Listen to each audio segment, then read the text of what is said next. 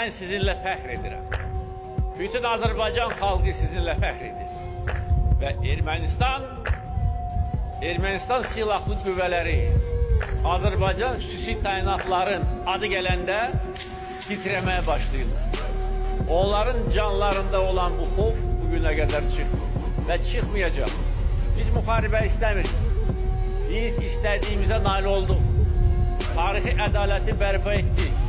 Xalq qarşısında, tarix qarşısında, gələcək nəsillər qarşısında öz vətəndaşlıq borcumuzu şərəflə yerinə yetirdik.